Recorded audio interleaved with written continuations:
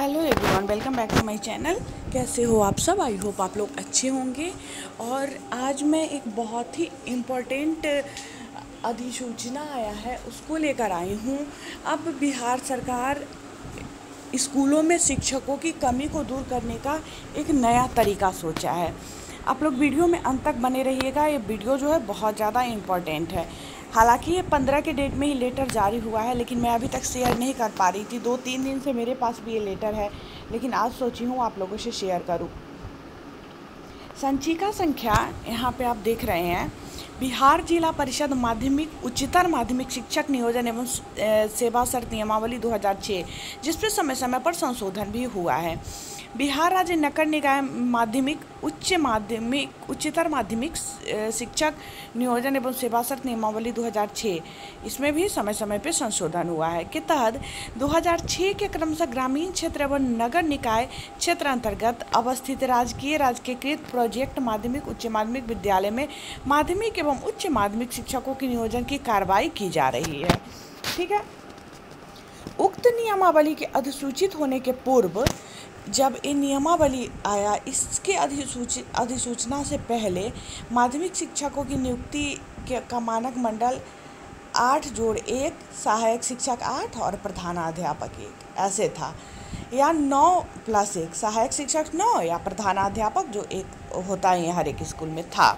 लेकिन तत्कालीन प्रवृत्त नियमावली के प्रावधानों के अंतर्गत की जाती है। वर्तमान के प्रभाव पाठ्यक्रम को ध्यान में रखकर यह मानक मंडल परिवर्तित हो गया है, जो माध्यमिक शिक्षा के संदर्भ में 6 शिक्षक है।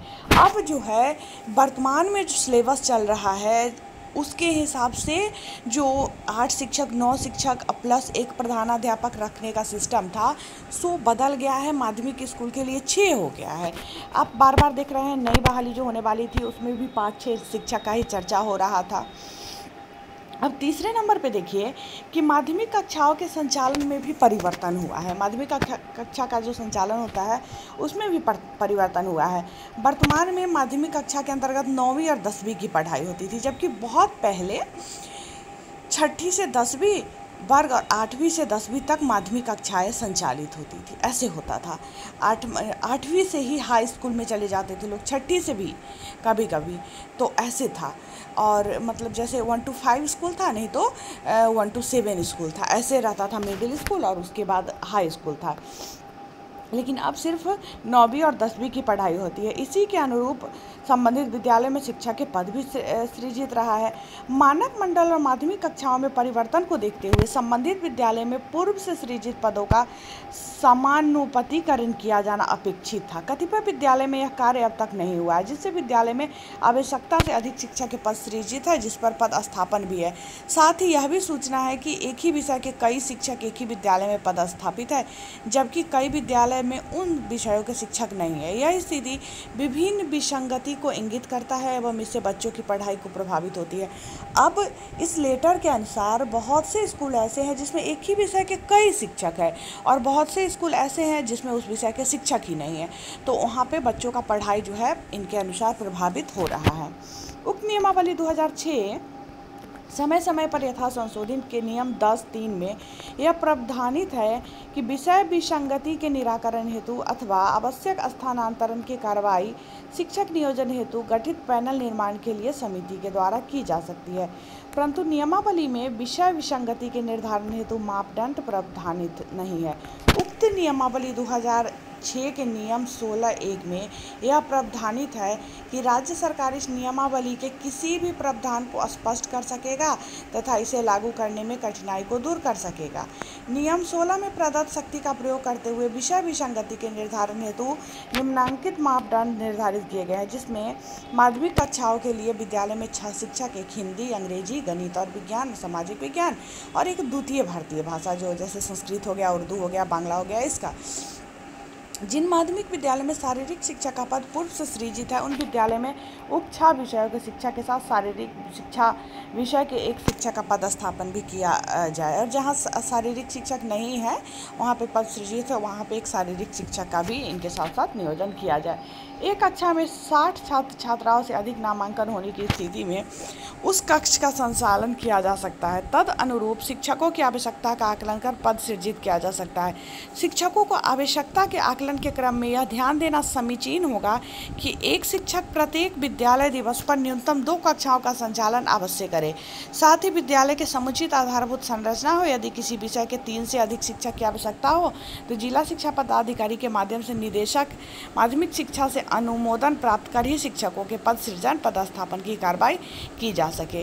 विषय विसंगति के निर्धारण हेतु उक्त मानदंड के आधार पर यदि किसी विद्यालय में पदस्थापित शिक्षक का उक्त नियम 10 के अंतर्गत स्थानांतरण की कार्रवाई की आवश्यकता हो तो संबंधित शिक्षक का स्थानांतरण निम्नांकित मापदंड के अनुरूप किया जाए। अब ऐसा अगर है तो शिक्षक का स्थानांतरण करने के लिए बोल रहा है, जिसमें कुछ मानदंड है उसको अपनाना है। जिसमें पहला है संबंधित विषय में पदस्थापित शिक्षकों की आपसी वरीयता को ध्यान में रखकर कनियतम शिक्षक से प्रारंभ करते हुए अवरोही क्रम में स्थानांतरण हेतु चिन्हित किया जाए।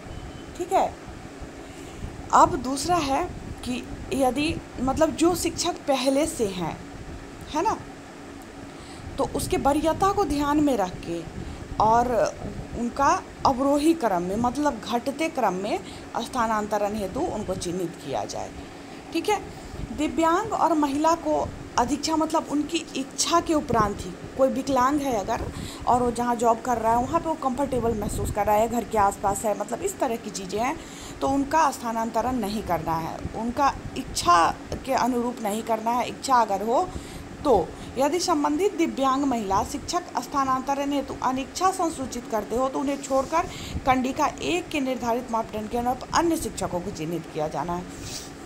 ग्रामीण क्षेत्र में अवस्थित विद्यालयों के संदर्भ में उक्त चिन्हित शिक्षकों का स्थानांतरण प्राथमिकता के आधार पर नजदीक के पंचायत में अवस्थित उत्क्रमित उच्च माध्यमिक विद्यालय अथवा वर्ग 9 के संचालन के लिए चिन्हित मध्य विद्यालय उच्च माध्यमिक विद्यालय का संचालन तात्कालिक रूप से प्रारंभ किया जाना में किया। और जैसे अगर ग्रामीण क्षेत्र की बात करें तो जहाँ के वो टीचर है वो नज़दीकी पंचायत, उसका नज़दीकी पंचायत में जो वो है अवस्थित है विद्यालय, उसमें उनका वो कर दिया जाए, चाहे वो 9वीं कक्षा के लिए जो उत्क्रमित हुआ है उसमें या जो पहले से हाई स्कूल है उसमें।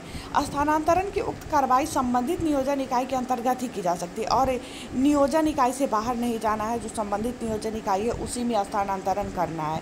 जिला शिक्षा पदाधिकारी कार्यालय के द्वारा शिक्षकों के पद स्थापन के कारण उत्पन्न विषय विसंगति के निराकरण हेतु शिक्षकों के स्थानांतर हेतु उन्हें चिन्हित करने के साथ साथ आवश्यकता आधारित विद्यालय में उनके स्थानांतरण के लिए प्रस्ताव तैयार कर संबंधित नियोजन इकाई को प्रेषित किया जाए।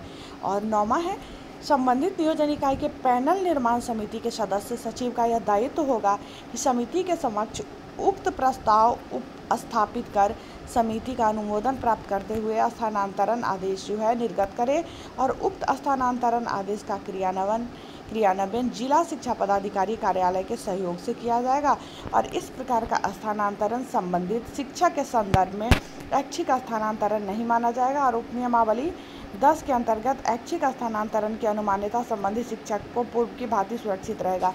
तो जो ऐच्छिक स्थानांतरण का लाभ दिया गया है तो वो इसको नहीं माना जाएगा क्योंकि उसके इच्छा के अनुसार उसका नहीं स्थानांतरण हो रहा है, तो वो जो है वो पूर्व की भांति उनका सुरक्षित रहेगा। मतलब ऐसा नहीं है कि हो गया तो उनका स्थानांतरण का जो ऐच्छिक स्थानांतरण का लाभ उनको मिल रहा है वो ख़त्म हो जाएगा, ऐसी कोई बात नहीं है।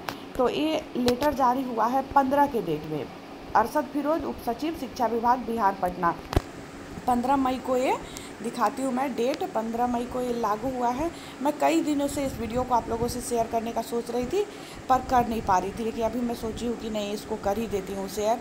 तो ये प्रतिलिपि किसको किसको देना है सो यहाँ पे लिखा हुआ है। तो बिहार सरकार का एक नया वो शिक्षकों की कमी को दूर करने का एक तरफ तो ये बेरोजगारों की फौज खड़ी की हुई है, बहाली करना ही नहीं चाहती है और जो शिक्षक है पहले से इसके पास उसी से काम चलाना चाहती है। ओवरऑल अगर मतलब इनका मंशा नहीं है कि ये शिक्षकों का नियोजन करे, ये काम चलाना चाहती है किसी भी तरह समायोजित करके वहाँ से वहाँ शिक्षकों प्रति नियोजन करके, मतलब इस तरह से करना चाहती है। एक तो पहले से शिक्षकों की कमी है और उसमें से भी स्थानांतरण करके दूसरे जगह भेज दिया जाएगा, प्रतिनियोजित करके दूसरे जगह भेज दिया जाएगा, तो फिर शिक्षा व्यवस्था जो है और बद से बदतर होती चली जाएगी। एक तो इतना खराब शिक्षा व्यवस्था है, सबसे पिछड़ा हुआ है बिहार, और उसमें भी अगर शिक्षकों के साथ इस तरह से बर्ताव किया जा रहा है तो, और बहाली ना करना, ये मतलब बहुत सोच के भी अजीब लग रहा है कि आप उतने शिक्षकों को इधर से उधर कर रहे हो और एक तरफ इतने सारे योग्य अभ्यर्थी हैं हमारे राज्य में, लेकिन उनकी बहाली नहीं की जा रही है। STT एग्ज़ाम 5 महीने होने के बाद, आज तक ऐसा कभी सुनने को भी नहीं मिला था कि इतना लंबा टाइम के बाद कोई चीज़ कैंसिल हो जाता है। तो ये स्थिति है। आगे जो भी शिक्षा से संबंधित अपडेट आएगा तो उससे मैं आप लोगों को अपडेट करूंगी। तो शिक्षा से संबंधित तमाम अपडेट को जानने के लिए आप मेरे चैनल को सब्सक्राइब करें, साथ में बेल आइकन को प्रेस करें, ताकि जब भी मेरा नया वीडियो आएगा नोटिफिकेशन सबसे पहले आपको मिलेगा। वीडियो पसंद आया तो लाइक करें और हमारे साथ बने रहे। वीडियो देखने के लिए बहुत बहुत धन्यवाद।